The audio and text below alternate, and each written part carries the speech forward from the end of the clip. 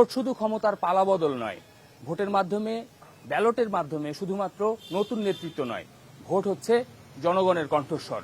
দর্শক, জনগণের সেই কণ্ঠ জানতে বা জনগণের সেই কথা জানতে আমরা চলে এসেছি ঢাকার পার্শ্ববর্তী জেলা গাজীপুরের কালিয়াকৈর উপজেলা পরিষদের মাঠে।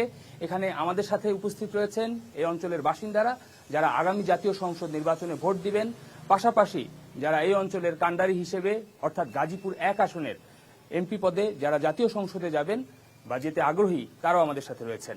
প্রথমে আমি পরিচয় করিয়ে দিচ্ছি, আমার বাম পাশে রয়েছেন বাংলাদেশ জাতীয়তাবাদী দল বিএনপি মনোনীত এমপি প্রার্থী মোহাম্মদ মুজিবুর রহমান, আপনাকে স্বাগত জানাচ্ছি। তার বাম পাশে রয়েছেন বাংলাদেশ জামায়াত ইসলামী মনোনীত গাজীপুর 1 আসনের এমপি প্রার্থী শাহ আলম বকশী, যিনি সাবেক সচিব এবং সাবেক জেলা প্রশাসক ছিলেন। আমার ডান দিকে রয়েছেন বাংলাদেশ ইসলামী আন্দোলন বাংলাদেশের গাজীপুর জেলা আমির জিএম রুহুল আমিন।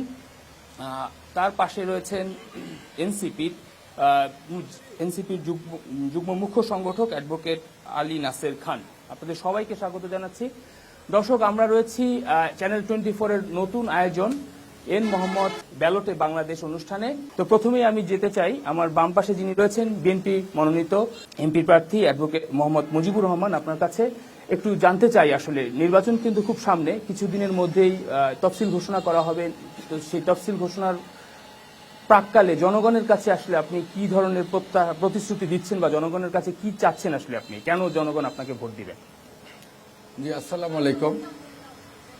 আমরা গাজীপুর 1 আসনের 4,75,000 ভোটার, এর মধ্যে বাংলাদেশ জাতীয়তাবাদী দল গত বৃহস্পতিবার এখানে নির্বাচন করার জন্য দলের পক্ষ থেকে আমাকে মনোনয়ন প্রদান করেছেন। সেই জন্য দলকে ধন্যবাদ, দলের নেতৃত্বকে ধন্যবাদ এবং আমার গাজীপুর 1 আসনে যে 4,75,000 ভোটার রয়েছে তারা সকলেই দোয়া করেছেন, তাদের প্রতি ধন্যবাদ এবং কৃতজ্ঞতা।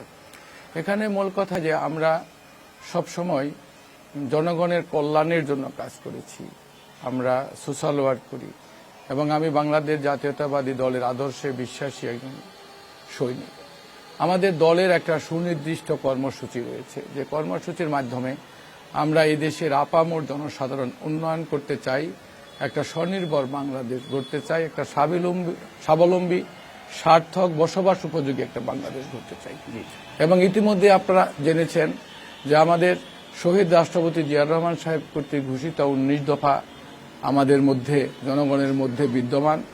আর বর্তমানের সাথে উপযোগী করে আমাদের দলের ভারপ্রাপ্ত চেয়ারম্যান মহোদয় রাষ্ট্র কাঠামো মেরামতের 31 দফা ঘোষণা করেছেন এবং আমরা দৃঢ়ভাবে বিশ্বাস করি যে 31 দফা বাস্তবায়নের মধ্যেই প্রকৃতপক্ষে জনগণের, সামগ্রিক জনগণের এবং সামগ্রিক বাংলাদেশের স্বার্থ নিহিত। আমি আপনার কাছে আবার আসবো। আমি জামায়াত মনোনীত যিনি রয়েছেন শাহ আলম বকশী, তো আপনার কাছে যেতে চাই, আপনি জনগণের উদ্দেশ্যে আসলে কি বার্তা দিচ্ছেন? আমরা যতটুকু সামাজিক যোগাযোগ মাধ্যমে দেখছি যে আপনারা সবাই আসলে জনগণের কাছে যাচ্ছেন, ভোট চাচ্ছেন, কি বলছেন আসলে জনগণের কাছে আপনারা? প্রথমেই চ্যানেল 24কে ধন্যবাদ জানাই আজকের এই চমৎকার অনুষ্ঠান আয়োজন করার জন্য। আমরা যারা প্রার্থী রয়েছে তাদেরকে জনগণের মুখোমুখি দাঁড় করিয়ে দেওয়ার জন্য। আমরা আল্লাহ রসুলের আদর্শকে বিশ্বাস করি এবং আমরা বিশ্বাস করি যে আল্লাহ রসুলের আদর্শের মাধ্যমেই মানুষের সমস্ত ধরনের সমস্যার সমাধান করা সম্ভব, অন্য কোনো আদর্শের মাধ্যমে নয়। এবং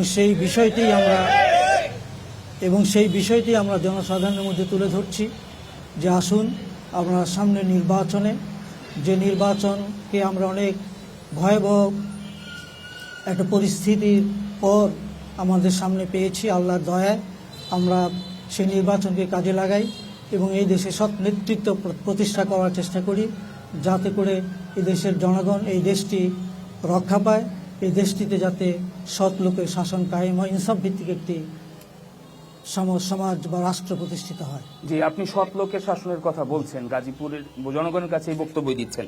আমার ডান দিকে রয়েছেন ইসলামী আন্দোলন বাংলাদেশের গাজীপুর জেলার আমির এবং গাজীপুর 1 আসনের যিনি মনোনয়ন প্রত্যাশা করছেন জিএম রুহুল আমিন। আপনি জনগণের কাছে যাচ্ছেন, আপনি আসলে কি ধরনের বক্তব্য জনগণের কাছে দিচ্ছেন বা জনগণের কাছ থেকে কেমন সাড়া পাচ্ছেন? আলহামদুলিল্লাহ, আজকের এই চ্যানেল 24 কর্তৃক আয়োজিত এই ব্যালটে বাংলাদেশ যে প্রোগ্রাম হচ্ছে এই প্রোগ্রাম আয়োজনের জন্য আমি শুরুতেই কর্তৃপক্ষকে আন্তরিকভাবে শুভেচ্ছা ও অভিনন্দন জানাচ্ছি। আমরা গাজীপুর 1 আসনের জনগণের দ্বারে দ্বারে আমরা যাচ্ছি এবং মানুষের মধ্যে আলহামদুলিল্লাহ ব্যাপক সাড়া পাচ্ছি। এর মৌলিক কারণ হলো যে মানুষ আসলে বিগত 54 বছরের শাসন ব্যবস্থা দেখেছে তারা। এখানে ইতিপূর্বে 12টি নির্বাচন হয়েছে। তো নির্বাচনগুলোতে আসলে জনগণের যে ধরনের চাওয়া পাওয়া পরিপূর্ণভাবে আসলে কোনো দলই সেই প্রত্যাশা কিন্তু পূরণ করতে পারেনি। আমরা বিগত 15-16টা বছর দেখেছি যে আসলে একদলীয় শাসন ব্যবস্থার কারণে জনগণ তাদের যে মৌলিক অধিকার, নাগরিক অধিকার, সেই ভোটটা কিন্তু তারা কিন্তু দিতে পারে নাই। তো আমরা মানুষকে আশ্বস্ত করছি যে এবার যে পরিবেশটা হয়েছে এই পরিবেশের মাধ্যমে আশা করছি মানুষ উৎসবমুখর পরিবেশে ভোট দিবে এবং মানুষ যেহেতু আসলে বারবার পরিবর্তন চাচ্ছে এবং সেই পরিবর্তনটা আমরা যাদের কাছেই যাচ্ছি সেটা নতুন ভোটার হোক বা পুরাতন ভোটার হোক, আপনারা সবার সেই একই সাড়া কথা পাচ্ছেন? যে তারা পরিবর্তন চায়। জি। তো আমরা সেই পরিবর্তনের আশ্বাস আলহামদুলিল্লাহ আমরা দিচ্ছি সবাইকে। জি, আপনাকে ধন্যবাদ। আমি যাচ্ছি আমার একদম ডান দিকে রয়েছেন এনসিপির যুগ্ম মুখ্য সংগঠক অ্যাডভোকেট আলী নাসের খান। তরুণদের হাত ধরেই কিন্তু এই নির্বাচনের ক্ষেত্রটা তৈরি হয়েছে। তো তরুণ ভোটার, তরুণ প্রার্থী হিসেবে আপনারা কি এই 3 দলের মতোই জনগণের কাছে বক্তব্য দিচ্ছেন, না আপনাদের বক্তব্যে কোনো ভিন্নতা আছে? আপনার মাধ্যমে গাজীপুরবাসীকে শুভেচ্ছা জানাচ্ছি, জাতীয় নাগরিক পার্টির পক্ষ থেকে, এবং দেশবাসীকে শুভেচ্ছা জানাচ্ছি। আমরা গণ অভ্যুত্থানের মধ্য থেকে উঠে আসা একটা রাজনৈতিক দল। আমরা নতুন রাজনৈতিক বন্দোবস্তের কথা বলেছি এবং ফেসিবাদের বিলোপের কথা বলেছি। আমরা সেবাধর্মী, মানে সেবা এবং সমস্যা সমাধানের একটি রাজনীতির সূচনা করতে চাই। যদি আমি গাজীপুরকে নিয়ে বলতে চাই, আমরা গাজীপুরের স্বপ্ন তথা গাজীপুর ড্রিম, আমরা এমন একটি কথা বলেছি এবং জনগণের দ্বার প্রান্তে যাচ্ছি। এই যে তরুণরা নতুন বাংলাদেশের রাজনৈতিক মুক্তি এনে দিল জনগণকে সাথে নিয়ে, এর মধ্যে অ্যাসপাইরেশন রয়েছে, পিপল উইল রয়েছে। জনগণ এখন তার মৌলিক যে অধিকার এগুলোর সুরক্ষা চায় এবং রাজনৈতিক দলগুলোকে চায় যাতে তারা সহাবস্থানে বিশ্বাস করে এবং একটি শান্তিপূর্ণ নির্বাচনের মধ্য দিয়ে ক্ষমতা হস্তান্তর যে সংস্কৃতি এটির বিকাশ ঘটাতে চায়। তো আমরা এই নতুন বাংলাদেশের জাতীয় নাগরিক পার্টির পক্ষ থেকে আমরা শুধু তরুণ নয়, সব ধরনের ভোটারদের আমরা বলছি আমরা নতুন একটি রাজনৈতিক কালচারের আমরা আগমন ঘটাবো এই নির্বাচনের মধ্য দিয়ে এবং সেখানে পেশি শক্তির কোনো দৌরাত্ম্য থাকবে না, সেখানে অনেক অর্থবিত্ত এবং যে মাফিয়াতন্ত্র তার উপস্থিতি থাকবে না, বরঞ্চ জনগণ যেই সমস্যার কথা বলবে সেই সমস্যাগুলো রাজনীতিবিদরা অনুধাবন করে তারা যখন দায়িত্বপ্রাপ্ত হবেন জনগণের খাদেম হিসেবে সেই সমস্যাগুলো সমাধান করবেন। আমরা গাজীপুরে সেই জবাবদিহিতামূলক একটা প্রশাসন চাই। যারাই সংসদে যাবেন বা স্থানীয় সরকারে নির্বাচিত হবেন তারা যাতে যেই জনগণের প্রতিদিনকার যে সমস্যা, নিত্যদিনকার সমস্যা অ্যাড্রেস করে রাজনীতি করেন, নিজের পকেট ভারী না করে জনগণের যাতে সুবিধা হয়, রাস্তাঘাট কলকারখানা থেকে শিক্ষা দীক্ষা কর্মসংস্থানের দিকে যাতে নজর থাকে, আমরা সেই রাজনীতির কথাই বলছি। জি, ধন্যবাদ আপনাকে। আমি একটু জনগণের কাছে যাই। জনগণ আসলে আপনাদের দিকে কি চান একটু জনগণের মুখে শুনে আসি। শুরুতেই যদি আমি একজন তরুণ ভোটারের কাছে যাই, বলা হচ্ছে যে আগামী নির্বাচনের বড় নিয়ামক হবে তরুণরা। তো একজন তরুণ ভোটার হিসেবে আপনার সামনে যারা এই আসনের সামনের কাণ্ডারি হবেন তাদের কাছে আপনার চাওয়া কি, কিংবা তাদের প্রতি আপনার ট্রাস্ট কতখানি রয়েছে? জি, আসসালামু আলাইকুম। তো গাজীপুর 1 আসনে যারা এমপি পদপ্রার্থী আছেন তাদেরকে জানাই শুভেচ্ছা এবং অভিনন্দন। গাজীপুর 1 আসনে আপনাদের কাছ থেকে আমার একটাই চাওয়া, সেটা হচ্ছে আপনারা যেন তরুণ বেকার যারা আছে, শিক্ষিত বেকার, এদেরকে নিয়ে আপনারা কাজ করেন এবং সরকারি যে হসপিটালগুলো আছে এখানে আপনার পর্যাপ্ত পরিমাণ সুবিধা পাওয়া যাচ্ছে না এবং এই হসপিটালের চিকিৎসা তুলনামূলকভাবে অনেক কম। এই হসপিটালে যাতে আপনার চিকিৎসাটা বৃদ্ধি পায় এবং শিক্ষার ব্যবস্থাটা যাতে আরেকটু উন্নত করা যায়। তো আপনাদের কাছে একটাই প্রশ্ন থাকবে, আপনারা এই বেকারত্ব, হসপিটাল এবং শিক্ষা ব্যবস্থাকে নিয়ে আপনারা যেন কাজ করতে পারেন, ভবিষ্যতে যেন আরো অগ্রসর হতে পারেন। জি, ধন্যবাদ আপনাকে। আমি আর কেউ কথা বলবেন? আমি আপনার সাথে একটু কথা বলতে চাই, একটু দাঁড়াবেন কাইন্ডলি। সেটা হচ্ছে নির্বাচন খুব সামনে, আপনি এলাকার বাসিন্দা, ভোট দিবেন, একটা ভিন্ন প্রেক্ষাপটে নির্বাচনটা এসেছে। তো সেই ভিন্ন প্রেক্ষাপটে নতুন বাংলাদেশের যে স্বপ্ন, এই প্রার্থীরা কি আপনাদেরকে দেখাতে পেরেছেন? আপনারা জানেন যে ক্ষমতার পালা বদল হয়, কিন্তু এই দেশের শ্রমজীবী মেহনতি মানুষের ভাগ্যের কোনো পরিবর্তন ঘটে না। আমরা এটা বিগত দিনও দেখেছি এবং সংখ্যাগরিষ্ঠ ভোট কিন্তু এই শ্রমজীবী মেহনতি মানুষের, তাদের ভোটে নির্বাচিত হয়ে সেই নির্বাচিত প্রার্থীরা কিন্তু এই শ্রমজীবী মেহনতি মানুষের যারা সুযোগ সুবিধা থেকে বঞ্চিত তাদের কিন্তু আমরা সেই লক্ষ্যে কাজ করতে দেখি না। আপনারা দেখেন যে বাংলাদেশে আপনি জানেন যে গণ অভ্যুত্থানে বলা হয়েছে বৈষম্যের কথা, বৈষম্যহীন বাংলাদেশের কথা। সেখানে আমরা লক্ষ্য করেছি যে মূল বৈষম্যটা হচ্ছে ধনী গরিবের যে বৈষম্য, সেই ধনী গরিবের বৈষম্য কিন্তু আমরা প্রার্থীরা সেটা কিভাবে দূর করবে? এটির প্রার্থীরাই তো রাষ্ট্র পরিচালনা করবেন। যে দল ক্ষমতায় যাবেন, যে সংখ্যাগরিষ্ঠ আসন হবে সেই দল তো ক্ষমতা, তাদের হাতে সরকার পরিচালনার দায়িত্ব আমরা দিয়ে দেবো। তো ওনাদের সরকারেরই তো কাজ, ওনারা তো সরকার, প্রার্থীরা তো সরকারি দলেই থাকবেন। এবং পাশাপাশি আমি বলবো যে এই কালিয়া করে আপনি দেখবেন যে আপনাদের কাছে হয়তো অনেক তথ্য আছে যে 100-র উপর কলকারখানা এখন পর্যন্ত বন্ধ হয়ে গেছে। শ্রমিকরা বেকার মানবেতর জীবনযাপন করতেছে, তারা কর্মহীন অবস্থায় আছে। এই কলকারখানাগুলো কিভাবে চালু করা যায়? এছাড়া অনেক কলকারখানার মালিক আছে যারা শ্রম আইন মেনে কারখানা পরিচালনা করেন না। শ্রমিকের যে শ্রম আইনের সুযোগ সুবিধার কথা আছে তাদেরকে বঞ্চিত করা হয়। আপনারা দেখেছেন যে শ্রমিকরা যখন একেবারে নিরুপায় হয়ে রাস্তাঘাট অবরোধ করে, যেটিকে আমরা বিব্রত বোধ মনে করি, জনসাধারণ চলাচল অসুবিধা হয়। কিন্তু সেখানে শ্রমিকদের যে সমস্যাটা, কেন রাস্তায় গেল, কারা রাস্তায় যেতে বাধ্য করলো, তাদের বিরুদ্ধে কিন্তু আমাদের দেশে আইন আছে, আইনের যথাযথ প্রয়োগ থাকে না। সেই শ্রমজীবী মানুষ, মেহনতি মানুষের উপর হামলা, মামলা, নির্যাতন করা হয়, তাদেরকে ঠেলে দেওয়া মানে হয়। আপনারা জনপ্রতিনিধিদের আপনাদের পাশে চাচ্ছেন? প্রতিনিধিদেরকে এই ব্যাপারে সার্বিক সহযোগিতা চাই। পাশাপাশি আমরা দেখেছি এই শ্রমজীবী মেহনতি মানুষের যখন শ্রমিকদের পাশে আমরা দাঁড়াই এই সংকটকে নিরসন করার জন্য, আমরা তখন দেখি যে বিভিন্ন দলীয় পরিচয়ে লোকজন আমাদের কাছে ফোন করে, থ্রেট করে, হ্যারাসমেন্ট করে, যাতে শ্রমিকদের পাশে দাঁড়াইতে না পারি। এই কাজগুলো যেন না হয় এবং এই কোনাবাড়ি কালিয়া করে 1 আসনের আগামী সংসদ সদস্য যিনি হবেন তাদের কাছে আমরা এই ব্যাপারে সার্বিক সহযোগিতা কামনা করি। জি, ধন্যবাদ আপনাকে। আমরা দুজনের কথা শুনলাম, আরেকজন ভোটার আমাদের সাথে রয়েছেন, একটু সামনে আসবেন। একজন শিক্ষা ব্যবস্থা এবং চিকিৎসা, আর একজন যেহেতু শিল্প এলাকা, শ্রমিকদের অধিকারের কথা বললেন। আপনি আসলে কালিয়াকৈরের বাসিন্দা হিসেবে আপনার কি দাবি? আসসালামু আলাইকুম। আমি চাই বাংলাদেশে একটা ইসলাম প্রতিষ্ঠা হোক। মানুষের যত সমস্যা আছে একমাত্র ইসলামই এটা সমাধান করতে পারে।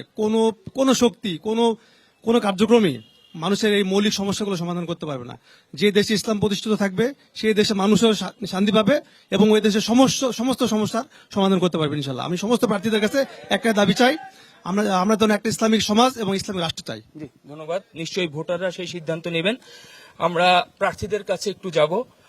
মোহাম্মদ মুজিবুর রহমান, আপনি দীর্ঘদিন এই উপজেলার দায়িত্বে ছিলেন, জনপ্রতিনিধি হিসেবে দায়িত্বে ছিলেন। তো আপনার কাছে আসলে ভাবনাটা কি? ভোটাররা তো নানা ধরনের কমপ্লেন করলেন, শিক্ষা নিয়ে বললেন, চিকিৎসা নিয়ে বললেন। আসলে আপনি কি ফেস করেছেন? আপনি অনুষ্ঠান শুরুর আগে বলছিলেন যে গেল 16 বছর একটা ভিন্ন পরিস্থিতি ছিল আপনার জন্য জনপ্রতিনিধি হিসেবে। আসলে যে কথাগুলো বলেছে এই কথাগুলোর সাথে আমরা পরিচিত। তো এই কথাগুলোকে চিহ্নিত করেই আগে ছিলাম পৌরসভার মেয়র, এখন জাতীয় সংসদ নির্বাচনে প্রতিদ্বন্দ্বিতা করার জন্য সুযোগ পেয়েছি, দল অনুমোদন করেছে।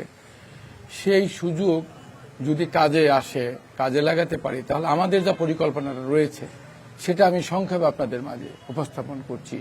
যে আমাদের পরিকল্পনার মধ্যে আমাদের নাগরিকদের পক্ষ থেকে যে কথাগুলো এসেছে তারই এখানে অন্তর্ভুক্ত রয়েছে। আমরা যদি এখান থেকে পার্লামেন্ট সদস্য নির্বাচিত হতে পারি, তাহলে আমরা আমাদের যে দলের আদর্শ, যেটা 19 দফা এবং আমাদের ভারপ্রাপ্ত চেয়ারম্যান তারেক সাহেব কর্তৃক ঘোষিত 31 দফা বাস্তবায়নের জন্য আমাদের একটা চেষ্টা থাকবে। পরিকল্পিত পরিবেশ বান্ধব ও টেকসই উন্নয়ন, মাদক সন্ত্রাস ও চাঁদামুক্ত, শিল্প শ্রমিক বান্ধব নগরী গড়া, ইসলামী মূল্যবোধের বিশ্বাস থেকে মসজিদ, মাদ্রাসা ও শিক্ষা প্রতিষ্ঠানের উন্নয়ন, সংখ্যালঘু সহ ধর্মাবলম্বীদের অধিকার নিশ্চিতকরণ, শিক্ষিত বেকার ও যুবকদের প্রযুক্তি নির্ভর ও কারিগরি প্রশিক্ষণের মাধ্যমে দক্ষ করে তুলে তাহাদের কর্মসংস্থানের ব্যবস্থা, মেহনতি নারী শ্রমিক সহ সকল নারীদের অধিকার নিশ্চিত করে কর্মসংস্থানের মাধ্যমে স্বনির্ভরতা অর্জন, গুণগত পরিবেশগত প্রযুক্তি নির্ভর ও ডিজিটাল সাক্ষরতার ন্যায় বিষয়গুলোকে গুরুত্ব দিয়ে আধুনিক শিক্ষা ব্যবস্থার উৎসাহ প্রদান, নতুন প্রজন্মের শিক্ষিত যুবক, চাকুরিজীবী ও প্রবাসীদের সম্পৃক্ত করে পরিকল্পিতভাবে এলাকার উন্নয়নে কাজে লাগানো, কোনাবাড়ি ও কালিয়াকৈরে আলাদা অফিস স্থাপন এবং সপ্তাহে 2 দিন সরাসরি জনসাধারণের সমস্যা শুনে প্রয়োজনীয় সমাধান, কালিয়াকৈর উপজেলা পৌর ও কোনাবাড়ি এলাকায় ঘরে ঘরে বিশুদ্ধ পানি ও শহরব্যাপী অন্তর্ভুক্তিমূলক স্যানিটেশন নিশ্চিত করা, নির্বাচনী এলাকার ময়লা আবর্জনা অপসারণে উপজেলা পৌরসভা ও কোনাবাড়িতে স্ট্রিট মেনশন প্ল্যান সহ ডাম্পিং স্টেশন নির্মাণ, এতিম দরিদ্র ও মেধাবী ছাত্রছাত্রীদের বৃত্তির ব্যবস্থা, আওয়ামী শাসনামলে সকল গুম খুন ও জুলাই আগস্টের শহীদদের চেতনায় বিশ্বাসী থাকা, শ্রমিক মালিকদের মধ্যে সৌহার্দ্যপূর্ণ সম্পর্ক ও বৈদেশিক বিনিয়োগ ত্বরান্বিত করে নির্বাচনী এলাকাকে বিশেষ অর্থনৈতিক অঞ্চলে রূপান্তর, গ্রামকে শহর এবং শহর অঞ্চলের জলাবদ্ধতার নিরসনে অধিকতর গুরুত্ব আরোপ, রাজনৈতিক সহ অবস্থান ও সমাজে ন্যায় বিচার প্রতিষ্ঠা, গ্রাম ও শহরে শতভাগ বিদ্যুৎ, পানি ও গ্যাস সরবরাহের প্রয়োজনীয় ব্যবস্থা এবং সকল রাস্তা পর্যায়ক্রমে লাইটিং এর আওতায় আনা, টার্মিনাল, খেলার মাঠ, কবরস্থান, শ্মশানঘাট, মন্দির ও গির্জা সহ বিভিন্ন প্রতিষ্ঠানের উন্নয়ন, বয়স্ক, বিধবা, প্রতিবন্ধী, গৃহহীন, হত দরিদ্র ও পথ শিশুদের পুনর্বাসনের উদ্যোগ, গঠিত শিল্প, রিক্সা, মোটর ও নির্মাণ শ্রমিকদের কল্যাণ তহবিলের কার্যক্রম অব্যাহত এবং বেআইনি লাশ দাফনের দায়িত্ব গ্রহণ, বিনামূল্যে চিকিৎসা ও ঔষধ সরবরাহের কার্যক্রম এবং ফ্রি অ্যাম্বুলেন্স সেবা সম্প্রসারণ করে স্বাস্থ্যসেবার উন্নয়ন,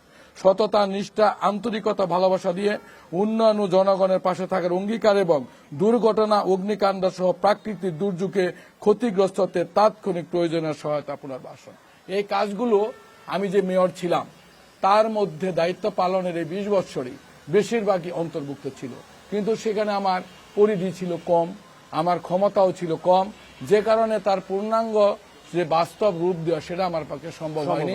যদি আমাকে আগামী জাতীয় সংসদ নির্বাচনে জনগণ এখান থেকে নির্বাচিত করে এবং আল্লাহ পাক যদি আমাকে এখানে এমপি হিসেবে কবুল করে, তাহলে আমি জাতীয় সংসদে এই কথাগুলো উপস্থাপন করব এবং এই আমার এলাকার যারা আমার সুদীজন বা আমাদের সরকারি ফান্ড, আমাদের নিজস্ব ফান্ড এবং আমাদের যারা সোশ্যাল ওয়ার্ক করে ধনাঢ্য ব্যক্তিদের এই সমস্ত ফান্ড ক্রিয়েটের মাধ্যমে আমরা যে পরিকল্পনাটা করেছি, আমরা এই পরিকল্পনাটা আমরা বাস্তবায়নের জন্য বাস্তবমুখী পদক্ষেপ গ্রহণ করব। এটাই হলো একজন প্রার্থী হিসাবে আমার আগামী নির্বাচনে জনগণের কাছে আমার উপস্থাপনা। জি, ধন্যবাদ আপনাকে। আমি জামাত মনোনীত যিনি রয়েছেন শাহ আলম বকশী, আপনার কাছে জানতে চাই, আপনি প্রশাসনে ছিলেন দীর্ঘদিন, প্রশাসনের বাস্তবতা আর মাঠের বাস্তবতা আপনি আসলে এখন কিভাবে মেলাবেন? কারণ সে সময় তো জনগণ আপনাদের কাছে যেতেন, হয়তো অনেক প্রতিশ্রুতি আপনাদের পক্ষে বাস্তবায়ন করা কঠিন হয়ে যেত, এখন আপনি জনগণের সাথে কাজ করছেন, আপনি কিভাবে মেলাবেন? এগুলো কি আসলে সম্ভব করা, জনগণ যেই দাবি দাওয়াগুলো করে জনপ্রতিনিধি হিসেবে বাস্তবায়ন করা? জি, আপনি ঠিকই বলেছেন। আমি প্রায় 34 বছর সরকারি চাকরিতে ছিলাম, বিভিন্ন পর্যায়ে ছিলাম। সেখানকার বাস্তবতা একরকম, সেখানে সরকারের যে নির্দেশনা ছিল সেগুলো বাস্তবায়ন করার চেষ্টা করেছি এবং সততার সঙ্গে সেগুলো বাস্তবায়ন করার চেষ্টা করেছি। এখন যে বাস্তব জীবনে এসে ইলেকশন করতে গিয়ে ভিন্ন একটা প্রেক্ষিত দেখতে পাচ্ছি, এটাই স্বাভাবিক। জনগণের চাহিদা একরকম থাকে, সরকার অনেক সময় সেটা বুঝতে পারে না। তো এখন আমি যেটা চিন্তা করছি, প্রথম যে ব্যক্তি বলেছেন বেকারত্ব, চিকিৎসা এবং শিক্ষার বিষয়ে, এ বিষয়ে আমি সরকারি চাকরি থাকাকালীন সময়ে সম্পৃক্ত ছিলাম অনেক ক্ষেত্রেই। শিক্ষার বিষয়ে আমি একটা চালু করেছিলাম। আমি যখন জামালপুর এবং ময়মনসিংহে ডিসি ছিলাম তখন চালু করেছিলাম যে পঞ্চম শ্রেণীর যে পরীক্ষা সেটা আমার উদ্ভাবন ছিল এবং আলটিমেটলি সরকার ন্যাশনালি, আওয়ামী লীগ সরকার সেটা ন্যাশনালি গ্রহণ করেছিল। পরপর 2 জেলার অভিজ্ঞতাকে সামনে রেখে আমি সরকারকে প্রস্তাব দিয়েছিলাম, সরকার সেটা গ্রহণ করেছিলেন এবং সেটা আমারই চিন্তার ফসল ছিল। চিকিৎসার বিষয়ে যেটা চিন্তা করছি, চিকিৎসা আমাদের দেশে অত্যন্ত অপ্রতুল, হয়তো উপজেলা পর্যায়ে আছে। আমি কালকে এক জায়গায় গেলাম, সেখানে অত্যন্ত প্রত্যন্ত অঞ্চলে দেখবেন ওখান থেকে একজন রোগী যখন অসুস্থ হয়ে পড়বে তাকে নেওয়ার মতো অবস্থা নাই, রাস্তা অত্যন্ত খারাপ এবং সেখানে কোনো হেলথ সেন্টার নাই। যেখানে হেলথ সেন্টার নাই, ইনশাল্লাহ সেখানে আমরা চেষ্টা করব হেলথ সেন্টারগুলো দেওয়ার জন্য, যাতে ন্যূনতম চিকিৎসা সেবাটা তারা সেখানে পান। সুনির্দিষ্ট কি কোনো এত দফা ইশতেহার আপনারা তৈরি করেছেন? এই আমাদের আছে, আমরা করেছি। আমরা এটা খসড়া পর্যায়ে আছে বলে আমরা সামনে হাজির করিনি। আমরা যখন পূর্ণাঙ্গভাবে এটা আমরা গ্রহণ করব তখন এটা আপনাদের সামনে আসবে জি ইনশাআল্লাহ। আপনাকে ধন্যবাদ। আমি একটু শ্রমিকদের বিষয়ে একটু কথা বলতে চাই। জি শেষ করুন। শ্রমিকের বিষয়ে কথা আসছে, এই বিষয়ে শ্রমিকদের যে সমস্যা এটা আমরা অনুধাবন করি, আমরা বুঝতে পারি, এবং আমরা তো এই দেশেরই নাগরিক। শ্রমিকদের এই সমস্যাগুলো সমাধান করতে গেলে পরে একা শুধু শ্রমিকদেরকে নিয়ে সমস্যা সমাধান করা সম্ভব নয়। শ্রমিকদের সঙ্গে তিনটি অংশ সরাসরি সম্পৃক্ত। একটি হচ্ছে শ্রমিক, দ্বিতীয় হচ্ছে মালিক পক্ষ, তৃতীয় হচ্ছে সরকার। এই তিনটি পক্ষকে একসঙ্গে এক করে আমরা চেষ্টা করব শ্রমিকদের যে সমস্যাগুলো, যৌক্তিক যে সমস্যাগুলো আছে সেটার যৌক্তিক সমাধান করার জন্য। আমাদের হাতে সময় কম, আমরা আবার আসবো, একটা বিরতিতে যাব আমরা। আমাদের পাশে এখন রয়েছেন ইসলামী আন্দোলন বাংলাদেশ গাজীপুর জেলার যিনি আমির রুহুল আমিন, জিএম রুহুল আমিন। জনগণের বক্তব্য শুনলেন, সুনির্দিষ্ট কি কোনো প্ল্যান আপনারা করেছেন বা ইশতেহার জনগণের কাছে দিচ্ছেন যে আপনারা এইভাবে জনগণের এই সমস্যাগুলো সমাধান করবেন? জি আমরা আলহামদুলিল্লাহ আমরা জনগণের কাছে বিভিন্ন দাবি দাওয়াকে আমরা প্রতিশ্রুতি দিচ্ছি। তো জনগণের চাওয়া থেকে যেগুলো আসছে আমরা তাদের সেই চাওয়াকে আমরা সম্মান জানিয়েই আমরা বলতে চাচ্ছি যে আসলে আমাদের গাজীপুরটা অনেক, এই এক আসনটা অনেক জনবহুল একটা এরিয়া এবং এখানে শিল্পাঞ্চলের আসলে আধিক্য। পাশাপাশি এই অঞ্চলটা এক আসনটা আমাদের এক পাশে দেখা যাচ্ছে খুব বেশি উন্নয়ন হয়েছে, আরেক পাশটা কিন্তু আসলে এখন অনেক অনুন্নত রয়েছে। তো শিল্পাঞ্চলে যেটা রয়েছে আসলে এখানে মালিক এবং শ্রমিকদের মাঝেই আমরা দেখি মাঝে মধ্যেই শ্রমিকরা আন্দোলন করছে, রাস্তাঘাটে গাড়ি ভাঙচুর করছে, ফ্যাক্টরি ভাঙচুর হচ্ছে। তো আমরা চাই যে আসলে এই ইন্ডাস্ট্রিয়াল এরিয়াকে একটা safe zone, industrial safe zone হিসেবে ঘোষণা করব, যার মাধ্যমে আসলে মালিকদেরকেও যেন শ্রমিকদের আতঙ্কে থাকতে না হয়, আবার শ্রমিকদেরও যেন যে তাদের বকেয়া বেতনাদি পাবে কিনা এই টেনশনও যেন না থাকতে হয়। তো আমরা উভয়ের মাঝে সমন্বয় করে এই টোটাল এরিয়াকে একটি ইন্ডাস্ট্রিয়াল সেফ জোন ঘোষণা করব। সাথে সাথে আসলে আমাদের এখানে চিকিৎসা ব্যবস্থা যেভাবে দরকার সেটা আসলে আমাদের এই অঞ্চলে নেই। আমরা বিশেষ করে অত্র অঞ্চলে যে সমস্ত ইউনিয়নগুলো রয়েছে সেখানে ছোট ছোট স্বাস্থ্যসেবা তারা গ্রহণ করবে। পাশাপাশি মেজর সমস্যা হলে তারা উপজেলার মধ্যে যে হসপিটাল রয়েছে আমরা সেটার মান আরো উন্নত করব। সাথে সাথে শ্রমিকদের জন্য আমরা এখানে বিশেষায়িত একটি হসপিটাল করব, যেখানে তারা একেবারে বিনামূল্যে অথবা খুবই স্বল্প মূল্যে তারা যেন উন্নত মানের জন্য চিকিৎসা সেবা গ্রহণ করতে পারে। পাশাপাশি এই অঞ্চলটা শিল্পাঞ্চল হওয়ার কারণে আমরা নিম্নাঞ্চলে দেখি যে আসলে এখানে প্রতিনিয়ত জলাবদ্ধতা হচ্ছে এবং এখানে গার্মেন্টস ফ্যাক্টরির যে ড্রেনেজ যে পানিগুলো বের হচ্ছে এগুলোর কারণে আসলে অত অঞ্চল কিন্তু দূষিত হচ্ছে। তো আমরা সেটা আমরা পদক্ষেপ নিব। সাথে সাথে আমি আরেকটা বিষয় বলতে চাই যে আমাদের এখানে আসলে অনেক সংখ্যালঘু, আমরা আপনাদের কাছে আবার আসবো। আমরা রয়েছি ঢাকার পার্শ্ববর্তী জেলা গাজীপুরের কালিয়াকৈর উপজেলা। এই অঞ্চলের মানুষের আগামীর যে জাতীয় সংসদ নির্বাচন সেই নির্বাচনের ভাবনা জানতে এবং আমাদের সাথে রয়েছেন এই অঞ্চলের যারা নির্বাচনে অংশ নেবেন, অর্থাৎ আগামীর কান্ডারি হবেন গাজীপুর এক আসনে তারা, সেই প্রার্থীরা আমাদের সাথে রয়েছেন। আমরা নানা ধরনের আলোচনা করছিলাম, প্রার্থীরা তাদের প্রতিশ্রুতির কথা বলছিলেন, জনগণ তাদের অভাব অনুযোগের কথা বলছিলেন। আমরা কয়েকজন জনগণের সাথে এখন কথা বলবো যে জনগণ আসলে কি ভাবছেন তাদের এই আসনকে ঘিরে এবং তারা আসলে জনগণ প্রার্থীদের কাছে কি বলবেন। একটু সামনে দাঁড়াবেন।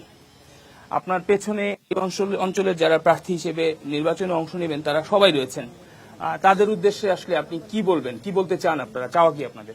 দীর্ঘদিন পরে একটি গণতান্ত্রিক প্রক্রিয়াতে একটা উৎসর্গ পড়তে আমরা ভোট দিতে পারবো এটা বিশ্বাস করি এবং এক্ষেত্রে আমাদের গাজীপুর এক আসনে যারা ইতিমধ্যেই দলের পক্ষ থেকে প্রার্থীতা যাদের কাছে ঘোষণা করা হয়েছে আমরা সেই প্রার্থীদের কাছে আমাদের ব্যক্তিগতভাবে এবং এলাকার মানুষের স্বার্থে আমাদের চাওয়া হলো যে আমরা এমন একটা প্রার্থী এখান থেকে নির্বাচিত করতে চাই যিনি এই গাজীপুর এক আসনের এই 4,76,000 ভোটার এবং এই বিশাল এলাকাতে যার সংসদ সদস্য নির্বাচিত হওয়ার পরে তিনি জনগণের যে আশা আকাঙ্ক্ষা যে চাহিদা তিনি পূরণ করতে সক্ষম হবেন। এক্ষেত্রে আমরা একটা কথা মনে করি, এই চেয়ারে যিনি বসবেন যাকে আমরা নির্বাচিত করব, যার এই অন্তত শাসন ব্যবস্থা পরিচালনা করার জন্য জনগণের সাথে যিনি সম্পৃক্ত ছিলেন, আমরা এই ধরনের একটা ব্যক্তিকে যদি আমরা নির্বাচিত করতে পারি তাহলে কালিয়াকৈরের মানুষের যে সমস্যাগুলো আছে, মানুষের যে মৌলিক চাহিদাগুলো আছে সেই চাহিদাগুলো সেগুলো পূরণ হবে। পাশাপাশি আমাদের দীর্ঘদিন যাবৎ একটি ফ্যাসিস্ট সরকার থাকার কারণে যে কাঙ্ক্ষিত উন্নয়ন, যে বেকার সমস্যা দূর করার জন্য যে সমস্যাগুলো আছে, রাস্তাঘাটের যে উন্নয়ন হওয়ার কথা ছিল সেগুলো হয় নাই। আমরা মনে করি যে এই জাতীয় সংসদ নির্বাচনে আমাদের বর্তমান প্রেক্ষাপটে আমাদের 19 দফা বলবো বা 31 দফা যাই বলি, আমরা শুধু একটা জিনিস চাবো, যে আমাদের জনগণের কাজের জন্য যে ব্যক্তিটিকে আমরা ইচ্ছা করলে ফোন করলেই যেখানে পাবো, যিনি জনগণের কাছে চলে যাবেন। দর্শক, আমরা শুনছিলাম একজন ভোটারের কথা। তিনি বললেন যে আমাদের সাথে এনসিপির যুগ্ম মুখ্য সংগঠক অ্যাডভোকেট আলী নাসের খান রয়েছেন। প্রার্থীরা অর্থাৎ ভোটাররা নির্বাচিত প্রতিনিধির কাছে কি আসতে পারবেন, এই শঙ্কা প্রার্থীদের মনে রয়েছে। যিনি নির্বাচিত হবেন আসলে তার কাছে তারা যেতে পারবেন কিনা। আপনারা নতুন দল, আপনাদের আসলে ভাবনা কি এ বিষয়ে? আমরা যেহেতু গণ অভ্যুত্থানের মধ্য থেকে উঠে এসেছি, আমরা জনগণের সাথেই ছিলাম, জনগণের কাতারেই ছিলাম। অবশ্যই আসতে পারবেন, এটি নতুন রাজনৈতিক সংস্কৃতি। একটি কথা আমরা পরিষ্কারভাবে বলতে চাই যে স্থানীয় সরকারের যে ডিমান্ডগুলো বা ইশতেহার রয়েছে, উন্নয়ন কার্য পরিচালনা করা, ডে টু ডে সেবা দেওয়া, একজন সংসদ সদস্য যিনি প্রার্থী বা যিনি সংসদ সদস্য হবেন তার কাজ হচ্ছে আইন তৈরি করা। তিনি যদি এসে উন্নয়ন কাজে সম্পৃক্ত হন, গত 54 বছর এই সমস্যাটি হয়েছে। রাস্তাঘাট, স্যানিটেশন, বর্জ্য ব্যবস্থাপনা, এগুলো স্থানীয় সরকারের কাজ। কিন্তু আমরা কি করবো এনসিপির পক্ষ থেকে? আমরা এই পলিসি ডিবেটটুকু করব। আমরা যদি গাজীপুরের কথা বলি, আমি অনেক ব্রডার সেন্সে কথা বলতে চাই, নির্দিষ্ট আসনকে নিয়ে নয়। আমরা স্থানীয় 30% কর্মসংস্থানের কথা বলবো। যেহেতু আমার গাজীপুর শিল্প অধ্যুষিত এলাকা এবং শ্রমঘন এলাকা, কিন্তু আমার স্থানীয় ছেলেমেয়েরা এখানে চাকুরি পায় না। সেই 30%-এর মধ্যে আমরা 20% আমাদের বোনদের কর্মসংস্থানের কথা বলবো। আমরা একটা স্পেশালাইজড ট্রমা সেন্টারের কথা বলবো, কারণ ময়মনসিংহ এবং ঢাকা যে মহাসড়ক রয়েছে এবং টাঙ্গাইল মহাসড়ক, অনেক ইনজুরি হয়, কিন্তু সেই অর্থে ঢাকায় গিয়ে চিকিৎসা নেওয়ার সুবিধা হয় না। যে আমরা গাজীপুরে একটা বড় ট্রমা সেন্টারের কথা বলবো এবং বিশেষায়িত একটি মেডিকেল বিশ্ববিদ্যালয়ের কথা বলবো। এবং এই গাজীপুরে আমাদের কালিয়াগঞ্জে একটা হাইটেক পার্ক হয়েছে, অন্তত আরো যাতে 3টি হাইটেক পার্ক হয়। তো এই কথাগুলো এজন্যই বলবো, আমাদের এমপ্লয়মেন্ট দরকার। আর যেহেতু ভবিষ্যৎ রাজধানী বিবেচনা করা হয় গাজীপুরকে, এই নদী বিধৌত এই অঞ্চলে এই নদীর ব্যবস্থাপনা, নিরাপদ সুপেয় পানি এবং বর্জ্য ব্যবস্থাপনা এবং যে বনাঞ্চল, এর সুরক্ষা অনেক বেশি প্রয়োজন। আমরা বিশ্বাস করি যে অচল ঢাকাকে যদি সরিয়ে এনে আমরা আমাদের গাজীপুরে আনতে পারি এবং গাজীপুরের মানুষ যতটা অতিথিপরায়ণ, আমরা যদি নতুন বাংলাদেশকে স্বপ্ন দেখাতে পারি, আমি মনে করি যে বাংলাদেশের জঞ্জাল অনেকটুকু মুক্ত হবে। আমি এতটুকু বলে শেষ করতে চাই, এই গাজীপুরকে ঘিরে আমাদের যে গাজীপুর ড্রিম বা গাজীপুরের স্বপ্ন, সেখানে এই শিল্প অধ্যুষিত এলাকায় আমরা কেন্দ্রীয় সরকারকে যে কর দেই, সেই করের ডিভিডেন্ড আমরা ফেরত চাই। আমরা চাই আমাদের জনগণের পরিশোধিত সেই করের পয়সায় আমার গাজীপুরের মেহনতি মানুষের উন্নতি হোক, আমাদের শ্রমিক ভাই বোনদের পুষ্টি চাহিদা পূরণ হোক, শ্রমিক ভাই বোনদের এবং অবহেলিত মানুষদের যে ছেলেমেয়েরা আছে তারা যাতে প্রপার শিক্ষা পান। এবং এক ভাই বলেছেন উপজেলা স্বাস্থ্য কমপ্লেক্সগুলোতে কম্পিটেন্ট ডক্টররা থাকেন না। আমরা যদি পার্লামেন্টে যেতে পারি, আমরা সেই পলিসি ডিবেট এবং যে আইন প্রণয়ন হয়, যে অর্থ বিলের যে আলোচনা হয়, সেখানে সুস্পষ্টভাবে বলবো চাহিদা ভিত্তিক যাতে চিকিৎসক নিয়োগ করা হয় এবং আমার ঢাকার পার্শ্ববর্তী এলাকা গাজীপুরের মানুষ যাতে সেই সঠিক চিকিৎসাটুকু পায়। এবং শেষ করবে এটি কথা বলে যে গাজীপুর নিয়ে অনেক কথা বলা হয়, কিন্তু আমরা ঢাকার পাশে কিন্তু অবহেলিত। এই উন্নয়ন বঞ্চনা থেকে মুক্তি পাওয়ার জন্য এখানে উপস্থিত এবং অনুপস্থিত প্রত্যেকটি রাজনৈতিক দলের প্রতি আমাদের আহ্বান থাকবে যে গাজীপুরের স্বার্থে আমরা যাতে ঐক্যবদ্ধভাবে আমরা কথা বলি। ভবিষ্যতের রাজধানী এই গাজীপুরের মানুষ যাতে নিরাপদে থাকে, ইকো ফ্রেন্ডলি গাজীপুর আমরা গড়তে চাই এবং মানুষকে নিরাপদ রাখতে চাই। আপনাকে অসংখ্য ধন্যবাদ। আমাদের সাথে রয়েছেন গাজীপুর 1 আসনের যারা আগামী সংসদ নির্বাচনে প্রার্থী হয়েছেন, তারা আমাদের সাথে। আমার বাম পাশে রয়েছেন মুজিবুর রহমান, যিনি বিএনপি মনোনীত প্রার্থী। এই অঞ্চলে আপনি মেয়রের দায়িত্ব পালন করেছেন, প্রশাসকের দায়িত্ব পালন করেছেন। বর্জ্য এই অঞ্চলের মানুষের অনেক বড় একটি মাথা ব্যথার কারণ। এই সড়ক দিয়ে আসার সময় দেখা যায় পাহাড় স্তূপ বর্জ্য। এই বর্জ্য ব্যবস্থাপনার বিষয়ে বিশেষ কোনো ভাবনা আছে আপনার? ইতিমধ্যেই আপনি বোধহয় যে আমরা একটা পরিকল্পনার কথা যেটা বলেছি, আপনারা শুনেছেন যে কালিয়াকৈর উপজেলা আলাদা, পৌরসভা আলাদা এবং আমার কোনাবাড়িতে আমরা আলাদাভাবে 3টা এরকম একটা মানে বর্জ্য ব্যবস্থাপনা করব আধুনিক, যেটা আর এই গাজীপুরবাসীকে এই ধরনের মানে মানে পরিবেশ বিপর্যয় হয় এমন কোনো কিছু দেখতে হবে না, পরিবেশ বান্ধব করব। এটা কিন্তু আমি বলেছি অলরেডি। এবং এটা আমি মেয়র থাকাকালীন সময়ে আমাদের এখানে প্রায় 15 কোটি টাকা বরাদ্দ কিন্তু আমরা জমি অধিগ্রহণ করতে গিয়েছিলাম, সরকারের নানা জটিলতায় জমিটা অধিগ্রহণ হয়নি, ক্রয় করতে গেলেও নানান জটিলতা, কিন্তু সরকারের আমাদের পর্যাপ্ত অর্থ থাকার পরেও জমির কারণে মূলত এই প্রকল্পটা আমরা বাস্তবায়ন করতে পারি নাই। এটা আমলাতান্ত্রিক জটিলতার কারণে। যদি আমি এখানে সংসদ সদস্য নির্বাচিত হতে পারি, তাহলে এই আইনের যে বাধাগুলো রয়েছে সেগুলো অতিক্রম করে দ্রুত জমি অধিগ্রহণ হলে কালিয়াকৈর পৌরসভায় এই প্রকল্পগুলি বাস্তবায়ন করা সম্ভব হবে, সিটি কর্পোরেশন বাস্তবায়ন করতে পারবে এবং উপজেলা পরিবারও এখানে বাস্তবায়নটার স্কোপ রয়েছে। জি, আপনাকে ধন্যবাদ। শাহ আলম বকশী, আপনার নিকট আমার ছোট্ট একটি প্রশ্ন। আপনি প্রশাসনের যেহেতু দায়িত্ব পালন করেছেন, সরকারি যে হাসপাতাল, সরকারি হাসপাতাল ঢাকা থেকে খুবই কাছে, তো এখানকার বাসিন্দারা বলছেন তারা আসলে হাসপাতালে ডাক্তার পায় না, তারা ট্রিটমেন্ট পায় না। তো এত কাছে একটা হাসপাতাল হওয়ার পরও ট্রিটমেন্ট পায় না, জনপ্রতিনিধি হওয়ার পরে কোন মেকানিজম আসলে আপনি করতে চান যে সেখানে জনগণ, ডাক্তাররা আসবেন, রোগীরা সেবা পাবেন? কালকেও আমরা একটা বড় ঘটনা দেখলাম ঢাকার বাইরে, ডিসি মানে স্বাস্থ্য অধিদপ্তরের ডিজির সাথে চিকিৎসকদের বাকবিতণ্ডা। তো আপনি তাদের আসলে কি অভিজ্ঞতা নিয়েছেন বা আপনার অভিজ্ঞতা কি বলে? দিস ইজ ভেরি ট্রু যে doctors are not available in their offices regularly. এটা অনেক সময় এটা হচ্ছে, এটা আমি যখন ডিসি ছিলাম অনেক সময় এই সমস্যাটা সামনে আসছে। এটাকে খুবই শক্তভাবে যদি আমরা হ্যান্ডেল না করি, এবং অনেক ক্ষেত্রে দেখতে পাই যে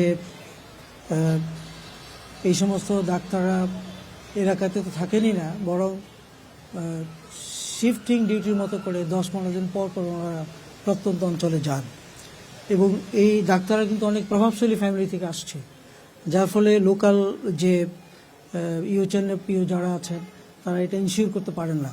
এক্ষেত্রে আমার যেটা মনে হয় যে এই বিষয়ে অত্যন্ত প্রশাসনকে শক্ত ভূমিকা রাখতে হবে। আর অনেক জায়গাতেই প্রয়োজনের তুলনায় ডাক্তার কম দেওয়া হচ্ছে, এবং সঠিক সময়ে সঠিক সংখ্যক ডাক্তার নিয়োগ করা খুবই জরুরি। এইটা বিষয়ে এটা একটু বললাম। আর বর্জ্যের বিষয়ে আমার একটা প্ল্যান আছে, সেটা হলো যে আমাদের কারখানার বর্জ্যগুলো নদীর পানিতে যাচ্ছে, সেখানে মাছ গ্রো করতে পারছে না, ফসল নষ্ট হচ্ছে, মানুষ গোসল করতে পারছে না। এই ক্ষেত্রে বর্জ্য ব্যবস্থাপনার সবচাইতে উত্তম যে ব্যবস্থাপনা আমার মাথায় আসছে, আমি যেটা চিন্তা করেছি, সেটা হলো যে ইটিপি, এফ্লুয়েন্ট ট্রিটমেন্ট প্ল্যান্ট, প্রত্যেকটা কারখানাতে এটা বাধ্যতামূলকভাবে চালু করতে হবে। সেখানে রিসাইকেল হয়ে ওই বর্জ্যের পানিগুলো আর ওখানে যাবে না, ওখান থেকে তারা এটা আবার তাদের কারখানায় ব্যবহার করতে পারবেন। এই এফ্লুয়েন্ট ট্রিটমেন্ট প্ল্যান্ট বা ইটিপি এটা খুবই জরুরি, এবং প্রত্যেকটা কারখানার জন্য এটা অবশ্যই তৈরি করতে হবে। এটার জন্য আইনও আছে। আমার মনে হয় যে আপনি চেষ্টা করবেন। জি, আমি এটা চেষ্টা করবো যে সেটা ইনশিওর করা যায়। জি, আমি আপনাদের দুজনের কাছেই কোশ্চেন করব। নির্বাচনের সময় যত ঘনিয়ে আসছে, বাংলাদেশের নানা প্রান্তে আমরা বিএনপি এবং জামায়াতের মধ্যে এক ধরনের দ্বান্দ্বিক সম্পর্ক দেখছি, সব জায়গায় না, নানা জায়গায়, এবং গেল 20 বছরের বেশি সময় ধরে একসাথে ছিলেন। গাজীপুর এক আসনের আসলে অবস্থাটা কি? এই জায়গায় আপনাদের পারস্পরিক অবস্থানটা কেমন? মুজিবুর রহমান, আপনি একটু বলবেন। এটা আসলে আমাদের মধ্যে খুবই সহ অবস্থান রয়েছে। অতীতে যেরকম ছিল আমরা রাজপথে একসাথে ছিলাম, সেই ক্ষেত্রে এখানে যারা আজকে আমাদের হাত পাখা পক্ষে এসেছে তাদের সাথে, আমি মেয়র ছিলাম, আমার একটা বড় ধরনের ভ্রাতৃত্ববোধ। যারা জামাত ইসলামের পক্ষে এসেছেন, প্রার্থী তো আমাদের বড় ভাই, আর এখানে যারা এসেছেন আমার সামনে, 20 বছর তো মনে হইতেছে আমরা কেউ বিএনপি না জামাত করি ঠিক মতন বুঝি নাই। উন্নয়নের সব সাথে ছিলাম। আর আমাদের যে আরেক ভাই এসেছেন, তার সাথে তো রাজপথে আমরা আন্দোলনে ছিলাম 24-এ, আর তার একটা সহ অবস্থান রয়েছে। এবং আমি দৃঢ়ভাবে বিশ্বাস করি যে নির্বাচন চলাকালীন এখানে কোনো রকম রাজনৈতিক সংঘাতের কোনো রকম সম্ভাবনা নেই, এবং আমরা একে অপরের প্রতি সম্মান এবং কোনো রকম সমালোচনা ছাড়া আমাদের পরিকল্পনা এবং জনগণের জন্য যাহা কল্যাণকর সেগুলো উপস্থাপনের মধ্য দিয়েই আমরা জনগণের মন জয় করার চেষ্টা করব। আমরা ব্যক্তিগত কাদা ছুড়াছুড়ি বন্ধ রেখে আমরা সুন্দর একটা পরিবেশের মধ্যেই আমরা এই নির্বাচন সমাপ্ত করতে পারবো। এটা আমার এই 20 বছরের দায়িত্ব পালনে তাদের সাথে আমার যে সুসম্পর্কটা রয়েছে সেটাকে ব্যবহার করে সেটা আমরা নিশ্চিত করতে পারবো ইনশাআল্লাহ। ধন্যবাদ আপনাকে। শাহ আলম বকশী, আপনি কিভাবে দেখছেন? আপনার কাছে পরিবেশটা কেমন? আলহামদুলিল্লাহ, এখনো পর্যন্ত খুবই ভালো আছে। ওনাদের মধ্যে আপনাকে তিনি বড় ভাই হিসেবে সম্বোধন জি করেছেন। জি, উনি আমরা একই স্কুলের ছাত্র, আমার কয়েক বছরের জুনিয়র, সেই হিসাবে আমাদের মধ্যে ভালো সম্পর্ক আছে। এর বাইরেও আমরা আজকে তো দেখলেন আমরা খুব জোরে সোরে কোলাকুলি করলাম। ইনশাল্লাহ সেই কোলাকুলির মতো পরিবেশ ভবিষ্যতে বজায় থাকবে। একটা বিষয় শুধু বলতে চাই যে আমি ওনাদের মধ্যে যত নিজেদের মধ্যে ঝগড়াঝাটির পরে ultimately Mujibur he has been made candidate from BNP. আমি তাকে কিন্তু ওই দিনই কংগ্রেচুলেশন জানিয়েছি এবং আজকেও কংগ্রেচুলেশন জানিয়েছি। ইনশাল্লাহ এই জিনিসটা আমাদের মধ্যে বজায় থাকবে। ইলেকশনকে আমাদের পক্ষ থেকে উনিও আজকে প্রতিশ্রুতি দিলেন, আমিও প্রতিশ্রুতি দিতে চাই যে ইলেকশনের সময় পর্যন্ত, আজ থেকে আর মাত্র 2 মাস বাকি আছে, ইনশাল্লাহ এই সময়ের মধ্যে আমরা ইলেকশনকে আমাদের পক্ষ থেকে যথাসম্ভব যথাসাধ্য চেষ্টা করব, সর্বাত্মকভাবে চেষ্টা করব যাতে ইলেকশন পরিবেশ সুষ্ঠু থাকে, সুন্দরভাবে জনগণ ভোট কেন্দ্রে যেতে পারে, ভোট কেন্দ্র যেন ভালো থাকে। ধন্যবাদ আপনাকে। আমরা একটু আমার ডান দিকে যে একটু সময় নিচ্ছি, তাদের সাথে একটু কথা বলে আসি। আমার ডান দিকে যিনি রয়েছেন ইসলামী আন্দোলনের জিএম রুহুল আমিন, আপনি কেমন দেখছেন নির্বাচনের পরিবেশ সব মিলে? আলহামদুলিল্লাহ, এখন পর্যন্ত নির্বাচনের পরিবেশ ভালো রয়েছে। তো যেহেতু আনুষ্ঠানিক মানে তফসিল হওয়ার পরে আনুষ্ঠানিক প্রচারণা শুরু হবে, তো আমাদের আসলে গাজীপুরটা যেহেতু আমরা যারাই আছি বিভিন্ন রাজনৈতিক দল মোটামুটি সবার সাথেই কিন্তু আমাদের সৌহার্দ্যপূর্ণ আচরণ এবং সবার সাথে সুসম্পর্ক রেখেই কিন্তু আমরা চলছি। তো আশা করি এখন পর্যন্ত যে পরিবেশ আছে নির্বাচনের শেষ পর্যন্ত, এটা আসলে অনেকটা ডিপেন্ড করে হলো প্রার্থীদের উপরে। প্রার্থী যদি তার কর্মী বাহিনীকে যদি নিয়ন্ত্রণ করতে পারে, তাহলে আশা করি যে এই অত্র অঞ্চলের নির্বাচনের পরিবেশটাও ঠিক থাকবে। আর যিনি প্রার্থী সে যদি উস্কানি যদি দিয়ে দেয়, তাহলেই কিন্তু পরিবেশটা কিন্তু ঘোলাটে হয়ে যায়। তা আমি আশা করব যারা আমরা এক আসনে যারা আছি, এখন আমরা যেরকম ঐক্যবদ্ধভাবে একটি ফ্যাসিবাদের বিরুদ্ধে আমরা সংগ্রাম করেছিলাম, তো তদ্রূপভাবে ভোটের শেষ পর্যন্ত আমাদের মধ্যে সেই সুসম্পর্ক রেখে আমরা যার যার দলের নীতি আদর্শ প্রচার করে ভোটারদেরকে কাছে টানার জন্য আমরা সর্বোচ্চ চেষ্টা করব এবং জনগণকে আশ্বাস দিয়ে আমরা যার যার প্রতীকের প্রচারণা ইনশাল্লাহ চালাবো। জি, ধন্যবাদ আপনাকে। আমি আলী নাসির খান আপনার কাছে জানতে চাচ্ছি। আলী নাসির খান, বলুন।